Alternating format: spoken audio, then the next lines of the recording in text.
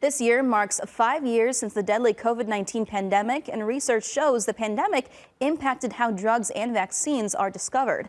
According to Dotmatics Vice President Phil Montini, the COVID pandemic showed more relaxed regulations and data sharing for new vaccines. He describes it as finding the key to unlocking doors in your body.